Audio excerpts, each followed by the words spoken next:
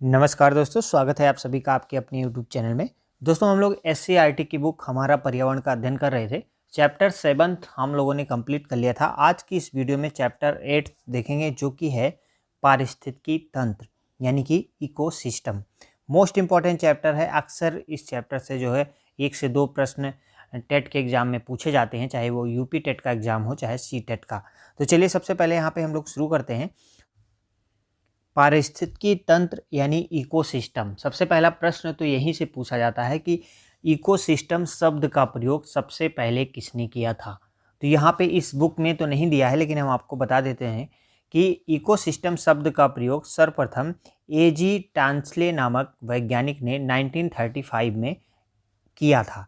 तो एक प्रश्न का जवाब आपको यहीं से मिल जाता है कि पारिस्थितिकी तंत्र या फिर इकोसिस्टम शब्द का प्रयोग सर्वप्रथम एजी टांसले ने किया था। अब सबसे पहले समझते हैं कि पारिस्थितिकी तंत्र शब्द का अर्थ क्या होता है। तो यहाँ पे देखेंगे तो प्रकृति में विभिन्न प्रकार के जीव किस तरह रहते हैं, किन परिस्थितियों में रहते हैं तथा कैसे एक दूसरे को प्रभावित करते हैं, इसका अध्ययन ही पारिस्थितिकी या फिर इकोलॉजी कहलाता है। तो यहाँ पे जो हमारा वातावरण है, इसमें विभिन्न प्रकार के जीव जंतु एक साथ रहते हैं। ये एक दूसरे को किस प्रकार से प्रभावित करते हैं तथा ये जो है कैसे एक दूसरे के साथ रहते हैं, इसका अध्ययन ही पारिस्थितिकी तंत्र के अंतर्गत किया जाता है। अब यहाँ पे देखेंगे कि इकोलॉजी शब्द का अर्थ क्या होता है। परिवेश का अध्ययन, यानी कि आसपास का जो परिवेश है, आसपास का जो वातावरण है, उसका अध्ययन ही इकोलॉजी के अंतर्गत किया जाता है। अब इसमें क्या है कि इस प्रकार कौन सा जीव किस प्रकार के घर में रहता है, कैसे भोजन प्राप्त करता है तथा जीवित रहने के लिए किस पर निर्भर होता है एवं किस प्रकार का क्रियाकलाप करता है, इन परिस्थितियों का अध्ययन ही पारिस्थितिकी है। ठीक है, यानी कि हमारे आसपास वातावरण में पाए जाने वाले सभी जीव किस प्रकार एक दूसरे से को प्रभावित करते हैं, कैसे अपना भोजन प्राप्त करते हैं और किस प्रकार के आवास में रहते हैं, मतलब उनका टोटल जो है अध्ययन करना ही पारिस्थितिकी कहलाता है। इसमें सजीव एवं निर्जीव घटक मिलकर एक तंत्र बनाते हैं, एक सिस्टम बनाते हैं, जिसको पारिस्थितिकी तंत्र या फिर इकोसिस्टम कहते हैं। ठीक है, तो यहाँ पे अध्ययन में सजीव घटक भी और निर्जीव घटक, यानी सजीव जो जीव जंतु हैं वो भी और जो निर्जीव है उनका भी एक साथ अध्ययन किया जाता है। इस पूरे सिस्टम को इकोसिस्टम कहा जाता है और इकोसिस्टम शब्द का प्रयोग सर्वप्रथम एजी टांसले ने किया था। इस बात को भी ध्यान में रखेंगे। अब आगे देखेंगे कि हमारे देश के भौतिक स्वरूप जो है, हमारे देश का हर जगह एक सा नहीं है। कहीं विशाल पर्वत है तो कहीं दूर तक फैला रेगिस्तान है, कहीं घने जंगल हैं तो कहीं विशाल समुद्र है। यानी कि जो हमारी जलवायु है, जो हमारा पर्यावरण है, वो सभी जगह एक जैसा नहीं है। भौतिक स्वरूप की विभिन्नता के कारण यहाँ की जलवायु भी भिन्न है। जलवायु की इस विविधता के कारण वनस्पतियाँ एवं जीव जंतुओं में भी कुछ प्रकार की कुछ भिन्नता मिलती है। यानी कि जो रेगिस्तान में रहने वाले जीव जंतु हैं वो अपना उस वातावरण के हिसाब उनका शरीर अनुकूलित होता है, और जो जल में रहने वाले हैं उनका जल के हिसाब से अनुकूलित होता है, और जो ठंडे प्रदेशों में रहने वाले हैं उनका ठंडे प्रदेशों के आधार पर अनुकूलित रहता है। सभी जगह एक जैसी जलवायु नहीं है, एक जैसा वातावरण नहीं है, इसलिए अलग अलग जो है जीव अलग अलग जगह पे पाए जाते हैं। अब आगे यहाँ पे देखेंगे कि प्रकृति में सबका अस्तित्व बना रहे, इसके लिए पौधे, जलवायु और पर्यावरण मिलकर कई प्रकार की पारिस्थितिक तंत्रों का निर्माण करते हैं। ठीक है, नेचर ने एक ऐसा सिस्टम बना रखा है कि सभी प्रकार के जीव जो है आपस में एक साथ रह सकें। ठीक है, तो यहाँ पे जैसे कि जल में रहने वाले प्राणियों का तंत्र जो है, इसको कहते हैं जलीय पारिस्थितिकी तंत्र। वैसे देखा जाए तो पारिस्थितिकी तंत्र जो है 2 प्रकार या 2 भागों में इसको बांटा गया है। एक जल में रहने वाले, एक स्थल पर रहने वाले जीव। तो जो जल में रहने वाले प्राणी हैं, जीव हैं, उनके पारिस्थितिक तंत्र को कहा जाता है जलीय पारिस्थितिकी तंत्र। और जो स्थलीय पारिस्थितिकी तंत्र है, इसमें विभिन्न प्रकार के जो जीव जंतु रहते हैं, इनको स्थलीय पारिस्थितिक तंत्र में बांटा गया है। अब स्थलीय में भी कई तरह के आते हैं, जैसे कि मैदानी भाग में रहने वाले, पठारों में रहने वाले या पर्वतीय भाग में रहने वाले या फिर जो है रेगिस्तानी जो है क्षेत्र में रहने वाले जीव जंतु, इनको भी आगे अलग अलग डिस्कस करेंगे। तो यहाँ पे हो गया कि एक कॉन्सेप्ट की पारिस्थितिकी तंत्र क्या है और इसमें किस जो है विषय में अध्ययन इसका किया जाता है। आगे यहाँ पे देखेंगे कि पारिस्थितिक तंत्र जो होता है जलीय हो या स्थलीय हो, इसकी संरचना के दो घटक होते हैं। अब यहाँ पे देखेंगे पहला है सजीव घटक। सजीव घटक और निर्जीव घटक, दो घटकों से मिलकर जो है पारिस्थितिकी तंत्र बना होता है, वो चाहे जल का हो चाहे स्थल का हो। तो जैसे हम लोगों ने पिछले चैप्टर में जैविक और अजैविक पढ़ा था, यहाँ पे क्या है लिविंग कंपोनेंट और नॉन लिविंग कंपोनेंट। तो सजीव घटक में कौन कौन से आते हैं, जिनमें जीव पाया जाता है, जैसे कि पेड़ पौधे, पशु पक्षी, मनुष्य, सूक्ष्म जीव आदि। ठीक है, जिनमें जो जीवित अवस्था में है वो सजीव घटक के अंतर्गत आते हैं। ये घटक एक दूसरे के लिए पोषण का कार्य करते हैं। यानी सजीव घटक के अंदर जो पेड़ पौधे होते हैं, पशु पक्षी हैं, मनुष्य हैं या अन्य जो सूक्ष्म जीव हैं, ये एक दूसरे के पोषण का कार्य करते हैं। ठीक है, पोषण के आधार पर ही सजीव घटकों को 3 श्रेणियों में बांटा गया है। अब जो सजीव घटक है इसको भी आगे चल के 3 पार्ट में डिवाइड कर दिया गया है। अब पहला जो पार्ट है वो है उत्पादक का, यानी कि प्रोड्यूसर। अब उत्पादक में कौन है कि जो है सजीव घटक आते हैं जो अपना भोजन स्वयं बना लेते हैं। जो सजीव घटक अपना भोजन स्वयं बनाते हैं उन्हें स्वपोषी कहते हैं। स्वपोषी मतलब अपना पोषण स्वयं करते हैं। इन्हें जो है इनमें आते हैं हरे पेड़ पौधे जो अपना भोजन स्वयं बनाते हैं। ठीक है, इनको स्वपोषी भी कहा जाता है और उत्पादक भी कहा जाता है। अब यहाँ पे क्या है कि जैसे कि हरे पेड़ पौधे यहाँ पे लिखा गया है, हरे पौधे प्रकाश संश्लेषण की क्रिया में सूर्य के प्रकाश की उपस्थिति में कार्बन डाइऑक्साइड और जल लेकर क्लोरोफिल की सहायता से अपना भोजन बनाते हैं और इस क्रिया को प्रकाश संश्लेषण क्रिया कहते हैं। ये हम लोग को पता है। तो हरे पौधे जो है उत्पादक का कार्य करते हैं सजीव घटक के अंतर्गत। ठीक है, इसलिए इनको उत्पादक कहा जाता है और ये स्वपोषी भी कहलाते हैं क्योंकि अपना भोजन स्वयं बनाते हैं। अगला जो आता है दूसरा इसका प्रकार सजीव घटक का, वो होता है उपभोक्ता यानी कंज्यूमर। अब उपभोक्ता नाम से ही पता चल रहा है कि जो जीव भोजन के लिए प्रत्यक्ष या अप्रत्यक्ष रूप से उत्पादक अर्थात हरे पौधों पर निर्भर रहते हैं उपभोक्ता कहलाते हैं। ठीक है, ये अपना भोजन स्वयं नहीं बना पाते। इस कैटेगरी के जो जीव हैं उपभोक्ता कैटेगरी के, ये अपना भोजन स्वयं नहीं बनाते, ये उत्पादक पर निर्भर रहते हैं, चाहे वो प्रत्यक्ष रूप से हों चाहे अप्रत्यक्ष रूप से हों। ठीक है, भोजन के लिए दूसरों पर निर्भर रहने के कारण इन्हें परपोषी कहा जाता है। ठीक है, परपोषी यानी कि अपना पोषण स्वयं नहीं कर पाते, ये परायों पर या दूसरों पर निर्भर रहते हैं। ठीक है, उपभोक्ता को 3 भागों में बांटा गया है।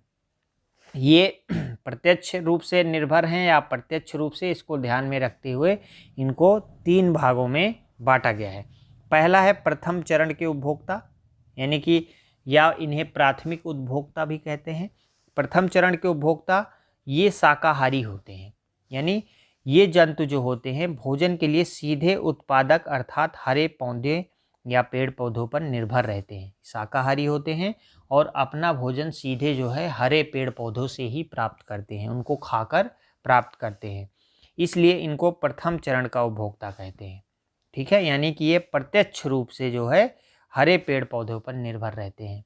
ठीक है, अब इनमें कौन कौन आते हैं, जैसे मनुष्य है, मनुष्य भी कुछ ऐसे पेड़ पौधे हैं जिनको सीधे खा लेता है। ठीक है, गाय हैं, बकरी हैं, हिरण है, खरगोश है, ये जो है पेड़ पौधों पर निर्भर रहते हैं या प्रत्यक्ष रूप से इनका जो है इनसे भोजन प्राप्त करते हैं, इसलिए इनको प्रथम चरण या प्राथमिक उपभोक्ता कहा जाता है। अगला आता है इसमें द्वितीयक चरण या फिर द्वितीय उपभोक्ता। अब जो द्वितीयक उपभोक्ता होता है ये जो है शाकाहारी जंतुओं को भोजन के रूप में प्रयोग करता है, यानी कि प्रथम चरण के उपभोक्ता से अपना भोजन प्राप्त करता है। यह सीधे जो है प्रत्यक्ष रूप से उत्पादक से जो है कनेक्ट नहीं रहता, यह अप्रत्यक्ष रूप से उत्पादक से अपना भोजन प्राप्त करता है। अप्रत्यक्ष रूप का मतलब हो गया कि ये प्रथम चरण के उपभोक्ता से अपना भोजन प्राप्त करते हैं। और जैसे कि शेर, चीता, भेड़िया आदि, ये क्या करते हैं कि शेर जो है बकरी को या फिर हिरण को या फिर खरगोश को खा लेता है, यानी कि हिरण ने खाया क्या है, हरे पेड़ पौधे, और शेर या चीता या भेड़िया ने किसको खा लिया, बकरी या हिरण को। तो इन्होंने अपना भोजन किससे प्राप्त किया, प्रथम चरण के उपभोक्ता से, इसलिए इनको द्वितीय चरण का उपभोक्ता कहा जाता है। ठीक है, आगे इसी प्रकार आता है तृतीय चरण उपभोक्ता या फिर तृतीयक उपभोक्ता। इनको इसी प्रकार द्वितीय चरण के उपभोक्ता अर्थात जो शेर हैं, चीता हैं आदि हैं, ये द्वितीय चरण वाले उपभोक्ता, इनसे जो है जब ये मृत अवस्था में हो जाते हैं तो इनसे इनके शरीर से अपना भोजन जो है ग्रहण करते हैं, इसीलिए इनको तृतीयक चरण के उपभोक्ता कहलाते हैं, या फिर इनको अपमार्जक भी कहा जाता है। अपमार्जक मतलब जो प्रकृति में सफाई का कार्य करते हैं, प्रकृति में फैली गंदगी का सफाई का कार्य करते हैं, उन्हें अपमार्जक कहा जाता है। जैसे कि गिद्ध, बाज, चील, कौवा आदि, ये क्या करते हैं कि मृत जानवरों के मांस को खाते हैं, प्रकृति में सफाई का कार्य करते हैं, इसलिए इनको अपमार्जक भी कहा जाता है, और ये तृतीयक चरण उपभोक्ता की श्रेणी में आते हैं। अब सजीव घटक का जो तीसरा पार्ट था, पहला पार्ट तो था उत्पादक, दूसरा था उपभोक्ता। उपभोक्ता में फिर आगे चल के 3 पार्ट हुए, प्रथम चरण के उपभोक्ता, द्वितीय चरण के उपभोक्ता और तृतीय चरण के उपभोक्ता। और तीसरा पार्ट जो सजीव का है वो है अपघटक। ठीक है, अपघटक, इसमें क्या होता है कि जो भी जीव हैं, जो भी जीव जंतु हैं, जब वो मृत हो जाते हैं, मर जाते हैं, तो उनके शरीर में जो बैक्टीरिया या फंगस जो उनके शरीर को गला देते हैं, उनके शरीर को खा जाते हैं, उनको कहते हैं अपघटक।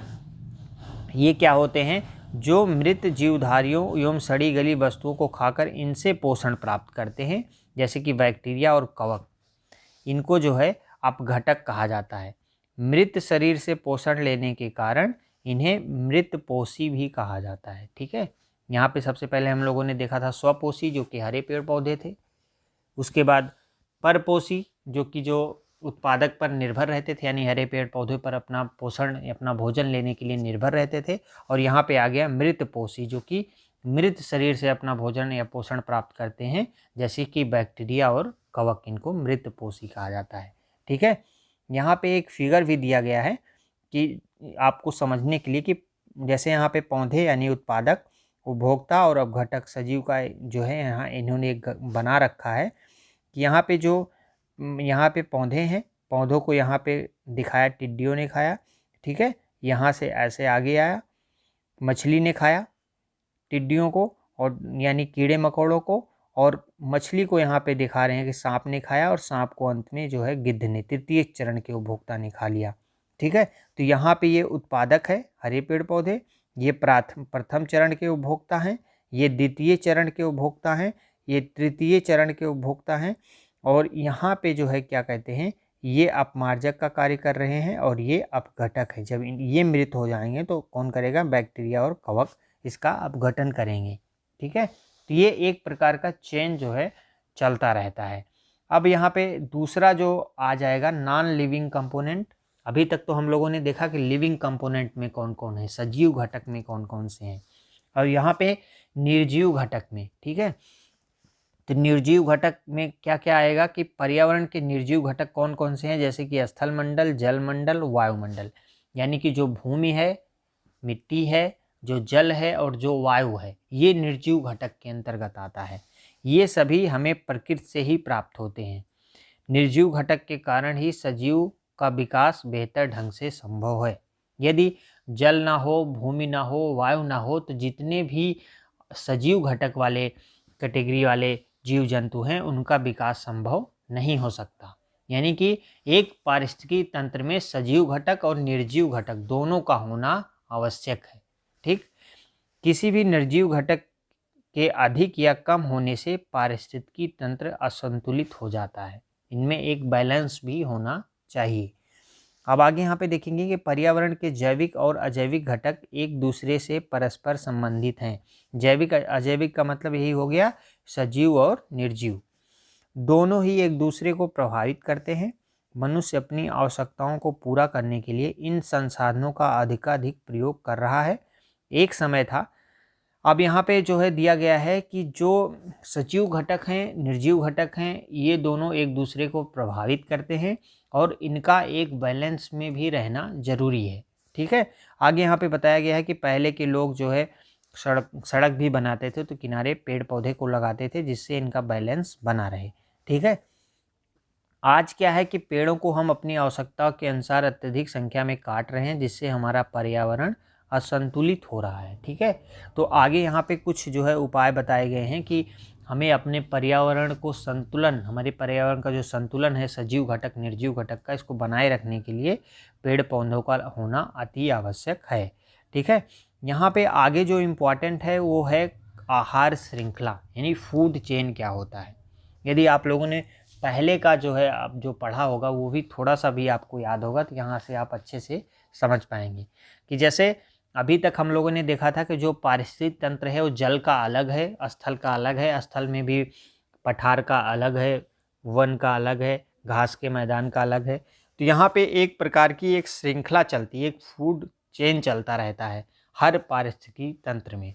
जैसे यहाँ पे अगर हम लोग समझेंगे कि किसी भी पारिस्थितिक तंत्र में जीव जंतुओं के भोजन से संबंधित कड़ी या श्रृंखला को आहार श्रृंखला कहते हैं। इसमें एक सिरे में उत्पादक होता है और दूसरे सिरे में सर्वोच्च उपभोक्ता होता है। ठीक है, जैसे यहाँ पे इन्होंने दिया है 3 जो श्रृंखलाएं दी हैं, पारिस्थितिक तंत्र दिखाया है, सबसे पहले वन का दिखाया है, फिर घास के मैदान का दिखाया, आगे जल का दिखाया। तो वन में देखेंगे हर सबसे पहले उत्पादक कौन होगा, पेड़ पौधे हो जाएंगे, हरे पेड़ पौधे जो है उत्पादक हैं वन में। और उसमें उपभोक्ता कौन है, उपभोक्ता कौन है, हिरण, यानी कि जो शाकाहारी जीव है, हिरण हैं, गाय हैं, खरगोश हैं, बकरी हैं, भेड़ हैं, जो सीधे पेड़ पौधों को खाते हैं, ये उपभोक्ता हो गए, कंज्यूमर हो गए। ठीक है, अब आगे जो है यहाँ पे सर्वोच्च उपभोक्ता होगा। सर्वोच्च उपभोक्ता कौन होगा इस वन वाले पारिस्थितिक तंत्र में, यानी कि शेर। ठीक है, अब शेर क्या करेगा, जो ये हैं इनको खा लेगा, चाहे वो हिरन हो, चाहे भेड़ हो, चाहे बकरी, यानी अपना पोषण किससे प्राप्त करेगा, इन उपभोक्ता से प्राप्त करेगा या इन प्रथम चरण के उपभोक्ता से प्राप्त करेगा। तो यहाँ पे ये सर्वोच्च उपभोक्ता हो गया, वन पारिस्थितिक तंत्र में कौन होगा, शेर होगा। ठीक है, आगे यहाँ पे जैसे घास के मैदान का दिया गया है, तो घास के मैदान में भी जो पेड़ पौधे हैं वो उत्पादक हैं। इसमें प्रथम चरण के उपभोक्ता हो जाएंगे जो कीड़े मकोड़े हैं, यानी टिड्डियाँ। उसके बाद द्वितीय चरण के उपभोक्ता हो जाएंगे मेढक। मेढक क्या करेंगे, टिड्डी को खा लेंगे, ये द्वितीय चरण के उपभोक्ता हो गए। और उसके ऊपर जो है मेढक को कौन खाएगा, सांप। तो सांप यहाँ पे क्या हो जाएगा, तृतीय चरण का उपभोक्ता, तृतीय हो जाएगा। ठीक है, और अंत में जो है अपमार्जक वाला जो आएगा ये हो जाएंगे बाज, यानी सर्वोच्च उपभोक्ता यहाँ पे कौन हो गया घास के मैदान में, बाज, गिद्ध या चील। ठीक है, इसी प्रकार से जलीय का दिखाया गया है। जल में, तो जल में जो है छोटे छोटे जो पौधे होते हैं जल के अंदर वो उत्पादक हो गए, छोटे मोटे कीड़े मकोड़े या छोटी मछलियाँ जो हो गई वो प्रथम चरण के उपभोक्ता हो गए, फिर बड़ी मछलियाँ जो हैं वो द्वितीय चरण की उपभोक्ता हो गई, और यहाँ पे सर्वोच्च जो हैं ये क्या हो जाएंगे, जो मछलियों को खा लेते हैं। ठीक है, तो ये ऐसे पक्षी जो मछलियों को भी खा लेते हैं, तो यहाँ पे सर्वोच्च उपभोक्ता हो गए छोटे जलीय पारिस्थितिक तंत्र में, जैसे तालाब का। ठीक है, अब यहाँ पे आहार श्रृंखला क्या है कि एक प्रकार का एक चेन चलता रहता है। जैसे इन्होंने उत्पादन किया, उसके बाद इसने पोषण प्राप्त किया, उत्पादक ने, सर्वोच्च उपभोक्ता जो है उसने जो है प्रथम चरण के उपभोक्ता से अपना भोजन प्राप्त किया। तो इस प्रकार से एक चेन चलती रहती है, इसको जो है फूड चेन कहते हैं। ठीक है, आगे यहाँ पे हम लोग देखेंगे कि आहार जाल क्या है। ठीक है, यानी कि फूड वेब क्या है। अब ये क्या है कि जैसे कहीं ऐसा भी पर्यावरण होता है जहाँ पे घास का मैदान, जंगल और छोटे मोटे तालाब यानी जल सब एक साथ हो रहते हैं। ठीक है, प्रत्येक पारिस्थितिक तंत्र में अनेक आहार श्रृंखलाएं होती हैं। ठीक है, जैसे जल वाला, वन वाला और घास का मैदान वाला एक साथ जब तीनों हो जाती हैं तो इनका जो एक चलता रहता है सर्किल, इसको कहते हैं खाद्य जाल। ठीक है, यानी आहार जाल। अब ये क्या है कि ये कई स्थान पर एक दूसरे से जुड़ी रहती हैं, यानी एक साथ चलती हैं। जैसे कि जंगल में क्या है कि वन वाला भी रहता है, कहीं कहीं घास के मैदान वाला भी रहेगा, आपको मेढक और सांप भी मिल जाएंगे, छोटे मोटे तालाब या नदियाँ भी मिल जाएंगी जिसमें मछलियाँ भी पाई जाएंगी। ठीक है, तो ये एक साथ सभी रहते हैं। तो सभी जो है एक दूसरे को प्रभावित करते हैं। तो इस प्रकार जो पूरा एक चेन चलता है एक साथ तीनों का, उसको कहते हैं आहार जाल। ठीक है, आहार श्रृंखलाओं के कई स्थानों पर जुड़ी होने के कारण पोषण संबंध एक रेखा में ना होकर एक जाल की तरह उलझ जाता है, इसे ही आहार जाल कहते हैं। ठीक है, तो ये पूरा हो गया एक आहार श्रृंखला और आहार जाल क्या है। ठीक है, तो यहाँ से प्रश्न जो है बनते हैं कि जैसे पूछ लिया जाता है कि एक वन के पारिस्थितिकी तंत्र में जो है क्रम बैठाने के लिए सबसे पहले उत्पादक होगा कि उपभोक्ता होगा कि अपघटक होगा, इस प्रकार से जो है प्रश्न पूछे जाते हैं। हालांकि जब ये पूरी सीरीज ख़त्म हो जाएगी पूरे चैप्टर, तो हम जो है इनके मॉडल प्रश्न जो है कौन से चैप्टर से किस प्रकार के बनते हैं उसको भी एक वीडियो में आपको सारे चैप्टर का जो है प्रश्न आपको प्रोवाइड कराएंगे, जिससे आपको अच्छे से प्रैक्टिस करने में मदद मिलेगी। अब आगे है कि ऊर्जा का प्रवाह। ऊर्जा का प्रवाह क्या है कि किसी भी पारिस्थितिकी तंत्र के लिए निरंतर ऊर्जा की आवश्यकता होती है, यानी कि एक दूसरे पर डिपेंड रहते हैं, किससे? एनर्जी के लिए, ऊर्जा के लिए, भोजन प्राप्त करने के लिए। प्रकृति में ऊर्जा का मुख्य स्रोत क्या है? सूर्य है। ठीक है, इस बात को हम लोग हमेशा याद रखेंगे कि प्रकृति में ऊर्जा का मुख्य स्रोत क्या है? सूर्य है। सूर्य के प्रकाश से ही पौधे प्रकृति में अपना भोजन बना सकते हैं। ठीक है, सूर्य से प्राप्त ऊर्जा, प्रकाश ऊर्जा को पौधे ग्रहण करके खाद्य पदार्थ का निर्माण करते हैं। इन्हीं खाद्य पदार्थों को जीव भोजन के रूप में लेते हैं, जिससे उनको ऊर्जा प्राप्त होती है। पेड़ पौधों से लेकर जीव जंतुओं तक ऊर्जा का प्रवाह होता है। इस प्रकार क्रमशः सभी जीव जंतु एक दूसरे को ऊर्जा प्रदान करते हैं। जैसे सबसे पहले ऊर्जा किसने ली? सूर्य से पौधों ने ली। पौधों से ऊर्जा किसने ली? प्रथम चरण के उपभोक्ता ने ली। अब प्रथम चरण के उपभोक्ता से ऊर्जा किसने ली? द्वितीय चरण के उपभोक्ता ने ली। और द्वितीय चरण के उपभोक्ता से ऊर्जा किसने ली? सर्वोच्च जो उपभोक्ता होगा वो लेगा, और अंत में अपघटक को ऊर्जा मिलेगी। तो यानी कि एक जो है ऊर्जा का प्रवाह पारिस्थितिक तंत्र में ये चलता रहता है, और प्रधान स्रोत कौन है? सूर्य है। ठीक है, इस बात को ध्यान में रखेंगे कि कोई भी पारिस्थितिक तंत्र हो उसमें ऊर्जा का प्रवाह निश्चित रूप से चलता रहता है। अब यहाँ पे आगे दिया गया है कि इसे भी जानिए, ये भी इम्पॉर्टेंट है एग्जाम के लिए, इसको भी पढ़ लेते हैं कि सौर ऊर्जा की बहुत कम मात्रा ही पृथ्वी के पारिस्थितिक तंत्र को प्राप्त हो रही है। इसका मुख्य कारण क्या है कि सूर्य से प्राप्त होने वाली ऊर्जा का अधिकांश मात्रा पृथ्वी पर पहुँचने से पूर्व ही विकिरण आदि के कारण नष्ट हो जाती है। यह पृथ्वी पर हो रहे प्रदूषण का दुष्परिणाम है। यानी पृथ्वी पर इतने प्रदूषण हो गई है कि हमारे जो सूर्य का प्रकाश है वो पूर्ण रूप से पृथ्वी पर आ नहीं पाता, यानी कि पूरी एनर्जी पौधों को नहीं मिल पाती है। अगला है कि प्रकाश ऊर्जा का मात्र 1 से 5% भाग ही हरे पौधों द्वारा संचित रासायनिक ऊर्जा में परिवर्तित हो पाता है। यानी कि जो प्रकाश ऊर्जा पहुंच भी रही है पृथ्वी पर, उसका केवल 1 से 5% ही जो है पौधे अपने जो है एनर्जी के रूप में इसको कन्वर्ट कर पाते हैं, रासायनिक ऊर्जा के रूप में उसको परिवर्तित कर पाते हैं। यह वृक्षों की लगातार घटती संख्या का परिणाम है। यानी कि वृक्ष उतने हैं ही नहीं जितनी एनर्जी सूर्य से यहाँ पे पहुँच रही है।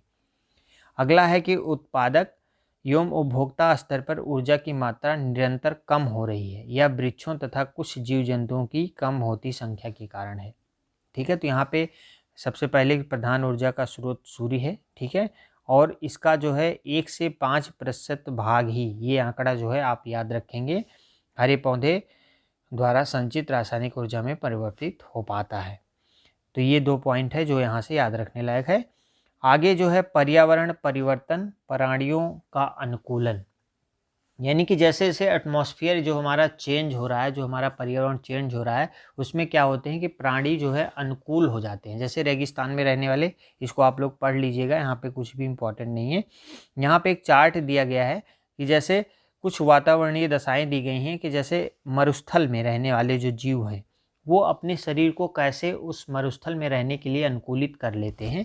जैसे जल वाले जल के हिसाब से, मरुस्थल वाले मरुस्थल के हिसाब से, और ठंडे प्रदेश वाले ठंडे प्रदेश के हिसाब से अपने आप को अनुकूलित कर लेते हैं। यहाँ पे देखेंगे कि अत्यधिक गर्मी मरुस्थल में होती है, पानी की कमी होती है और रेत का मैदान होता है। तो यहाँ पे जंतु या पौधे कौन कौन से पाए जाते हैं? जैसे जंतु में ऊँट हो गए, पौधों में नागफनी, बबूल और घृत कुमारी, इस प्रकार के जो है पौधे पाए जाते हैं जिनमें गर्मी सहने की और पानी की कम मात्रा लगे ऐसी अनुकूलन उसमें पाया जाता है। अब यहाँ पे देखेंगे कि ऊँट जो है रेत में चलने के लिए अनुकूलित होता है, जैसे कि ऊँट के गद्दीदार पैर उसे रेत के मैदान में चलने में सहायता करते हैं। कुबड़ में वसा के रूप में संचित भोजन एवं पानी विषम परिस्थितियों में काम आता है। कहते हैं कि ऊँट जो है पानी एक बार में 50 लीटर से अधिक पानी जो है स्टोर कर लेता है, तो उसमें जो है उसको रेगिस्तान में कई दिनों तक बिना पानी पिए वो जीवित रह सकता है। तो इसका मतलब क्या हुआ कि वो रेगिस्तान के हिसाब से अपने शरीर में अनुकूलन पैदा कर लेता है। ठीक है, उसी प्रकार से जो पौधे हैं जैसे कि नागफनी का पौधा है, इसकी पत्तियां वाष्पोत्सर्जन द्वारा पानी के कमी को रोकने के लिए कांटों के रूप में परिवर्तित हो जाती हैं। नागफनी के पौधों में कांटे पाए जाते हैं, क्यों? क्योंकि जिससे उनका पानी का जो वाष्पोत्सर्जन है वो ना हो सके, बहुत कम मात्रा में हो, और उनकी पत्तियां गद्दीदार होती हैं कि जिससे उसमें भोजन काफ़ी समय तक स्टोर रहता है। ठीक है, तो ये भी एक प्रकार का जो है अनुकूलन है। आगे यहाँ पे देखेंगे कि जैसे जलीय क्षेत्र का दिया है, जलीय क्षेत्र में क्या होता है कि जल की अधिकता होती है। ठीक है, तो इसमें जो जीव जंतु पाए जाते हैं जैसे मछली, मेढक, फिर पौधों में कमल का है, जलकुंभी है और सिंघाड़ा है। ठीक है, तो यहाँ पे क्या होता है अनुकूलन इसमें कि मछली का शरीर धारा रेखित होता है जो तैरने में सहायता करता है। श्वसन हेतु गलफड़े पाए जाते हैं। ठीक है, जल में घुली ऑक्सीजन को लेने के लिए मछलियों में ग्रिल्स होती हैं। ठीक है, गलफड़े पाए जाते हैं जिनसे क्या करते हैं कि जल में घुली ऑक्सीजन को ही अपने श्वसन के रूप में प्रयोग करती हैं। तो ये एक प्रकार का अनुकूलन है। मेढक में क्या होता है कि मेढक के पैरों की उंगलियों के नीचे झिल्लियाँ पाई जाती हैं जिसे पाद जाल कहते हैं। यह जाल मेढक को जल में तैरने में पतवार की तरह सहायता करता है, जिससे मेढक जो है आसानी से जल में तैर सकते हैं। अगला है जलीय पौधे, जैसे कि जलकुंभी या कमल का पौधा या सिंघाड़ा का पौधा हो गया। ये क्या होता है कि इनका तना लंबा होता है, हल्का होता है, मुलायम होता है। तने के अंदर वायु कोष्ठ पाए जाते हैं जो इसे तैरने में सहायता करते हैं। पत्तियां चिकनी, चपटी व हरी होती हैं। चिकनी पत्तियां पौधों को पानी में सड़ने से बचाती हैं। यानी कि एक प्रकार से पौधे हों चाहे जंतु हों, उनमें अनुकूलन होता है अपने पर्यावरण के हिसाब से। इसमें ये समझाने का प्रयास किया गया है। आगे देखते हैं कि जैसे पर्वतीय क्षेत्र में क्या होता है, अत्यधिक ठंड होती है, हिमपात होते हैं यानी बर्फबारी होती है और ढालदार चट्टानें पाई जाती हैं। तो यहाँ पे जो जीव पाए जाते हैं जैसे कि याक, ठीक है, पहाड़ी भालू या पहाड़ी बकरियाँ और चीड़ और देवदार के पेड़ पाए जाते हैं जो कि आगे शंक्वाकार होते हैं, जिनसे उन पे हिमपात जब होता है, बर्फबारी होती है तो बर्फ़ जमती नहीं है, सीधा नीचे गिर जाती है। अब याक क्या होता है, याक की त्वचा मोटी होती है तथा लंबे बाल होते हैं इनके शरीर पर, जिससे ये क्या कहते हैं कि अत्यधिक ठंड में भी इनको ठंड से बचाते हैं। जैसे कि पहाड़ी बकरियां होती हैं, इनके खुर जो है मजबूत होते हैं, ढालदार चट्टानों पर दौड़ने के लिए भी अनुकूल होती हैं। ठीक है, और पहाड़ी जो वृक्ष हैं जैसे कि चीड़ और देवदार, ये जो है शंक्वाकार होते हैं। शंक्वाकार होने के क्या होता है, इनकी शाखाएं भी तिरछी होती हैं, जिससे जब इन पर हिमपात होता है, वर्षा होती है, जो है बर्फ़ इनके पत्तियों पर नहीं जम पाता और ये पौधे जो है अत्यधिक ठंड में भी जीवित रहते हैं। ठीक है, तो ये एक अनुकूलन के उदाहरण है। आगे जो है यहाँ पे दिया गया है कि मौसम में अनुकूलन बनाए रखने के लिए पक्षी हिमालय के बर्फीले क्षेत्रों, साइबेरिया, ऑस्ट्रेलिया के से हज़ारों किलोमीटर की यात्रा करके हमारे देश में आते हैं। इन पक्षियों को प्रवासी पक्षी कहा जाता है। यानी कि जो पक्षी जो है मौसम के चेंज होने पर कहीं दूर देश से जो है उड़कर चले आते हैं, उन सभी पक्षियों को जो है प्रवासी पक्षी कहा जाता है। अब पारिस्थितिकी तंत्र का संतुलन हमारा दायित्व, यानी कि पारिस्थितिक तंत्र में जो है संतुलन बनाए रखने का जो है हमारा दायित्व है। इसको बनाने रखने के लिए अनेक प्रयास सरकार द्वारा भी किए जाते हैं और हमको भी करना चाहिए। यदि आप चाहते हैं तो इसको पढ़ सकते हैं। ठीक है, अब यहाँ पे कुछ जो है संतुलन बनाने के लिए कुछ कार्य दिए गए हैं, सुझाए गए हैं। इसको जो है आप लोग पढ़ लीजिएगा, यहाँ से कुछ भी इम्पोर्टेंट खास तौर पे नहीं है। आगे यहाँ पे कुछ अभ्यास प्रश्न हैं जो दिए गए हैं, जिनको आप लोग सॉल्व करने का ज़रूर प्रयास करिएगा, जिससे आपका जो रिवीजन हो जाएगा कभी तक आपने क्या क्या पढ़ा है। यहाँ पे देखेंगे सबसे पहले तो कुछ सही या गलत के चिन्ह लगाने के लिए प्रश्न है, इसको हम आपको बता देते हैं। जैसे सजीव और निर्जीव घटक एक दूसरे पर निर्भर नहीं होते हैं। ये तो गलत है क्योंकि निर्भर होते हैं। ठीक है, यहाँ क्या है कि सभी प्राणी, पेड़ पौधे, जलवायु और पर्यावरण मिलकर पारिस्थितिक तंत्र बनाते हैं। सही है। अगला है प्रथम चरण उपभोक्ता शेर, चीता, भेड़िया है। गलत है, प्रथम चरण के नहीं है। प्रथम चरण तो जो है शाकाहारी जंतु होते हैं, जैसे बकरी, गाय, भेड़, ये सभी होते हैं। ठीक है। अगला है मृतक जीवी, पौधों से भोजन प्राप्त करने वाले जीव मृत्यु जीवी कहलाते हैं। सही है। हमें पारिस्थितिकी संतुलन को बनाए रखना चाहिए, ये भी सही है। हमारी पृथ्वी के चारों ओर वायुमंडल है, ये भी सही है। मनुष्य पर्यावरण का अंग नहीं है, ये गलत है। मनुष्य भी पर्यावरण का अंग है। इसी प्रकार से और भी प्रश्न है दोस्तों, यहाँ पे आप लोग सॉल्व कर लीजिएगा, फिलिंग द ब्लैंक के हैं, क्योंकि हम अगर आपको पूरा सॉल्व कराएंगे, वीडियो वैसे भी काफ़ी लंबी हो गई है, तो इसको आप लोग जो है सॉल्व कर सकते हैं। तो वीडियो को अंत तक देखने के लिए आपका धन्यवाद, और नेक्स्ट वीडियो में अगला चैप्टर हम लोग कवर करेंगे।